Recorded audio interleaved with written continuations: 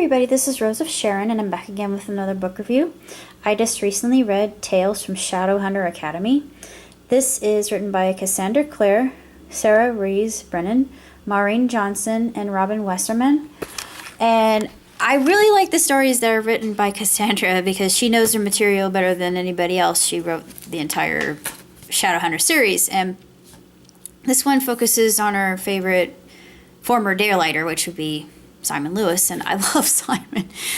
I can relate quite a bit to Simon. I hate to admit to that. I wish I were more like Clary, honestly, but I definitely have more traits that are akin to Simon's. But if you know anything about what happened to him in the previous books, then you know that he doesn't recall anything, and he feels really chagrined because of it. And he keeps berating himself and castigating himself because of it. And it was really no fault of his own. But there is a happy ending for Simon. I'm not going to say what it is, but I wanted to show off some of the manga art because every chapter begins with manga art.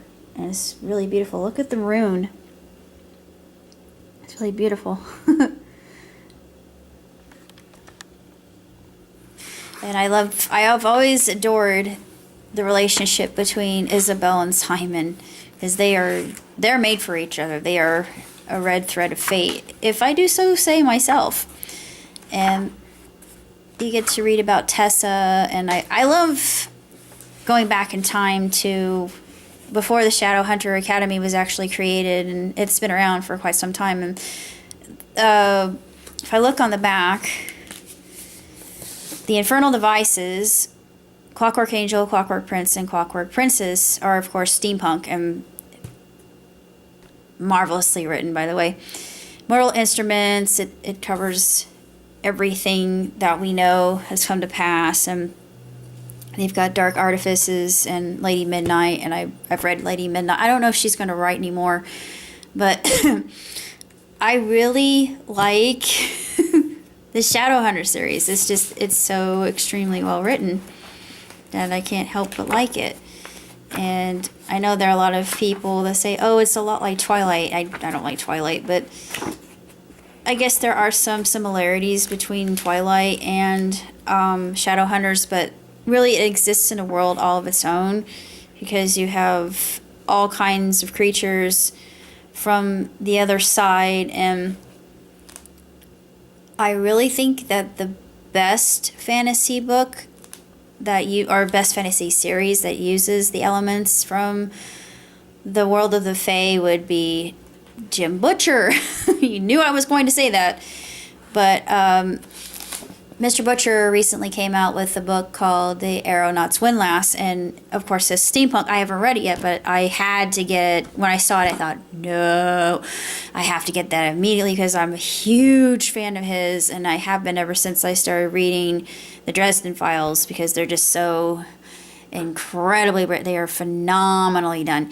And he's so witty, he's very tongue-in-cheek, and he's sarcastic, and he's sardonic with his villains and villainesses, and you think, oh my gosh, what did Dresden get himself into this time? But it's just really sensational.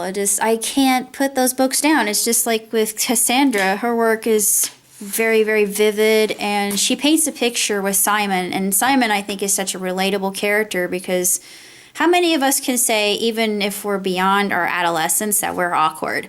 We're awkward, we just don't have confidence in ourselves. And with Simon, it's like Simon is a very tragic character, but he finally gets his crowning glory, and I thought, thank God. I was so happy. I thought, when is he ever going to get his turn? When is he going to shine? Well, finally Simon shines. So I was so happy. I thought, thank goodness.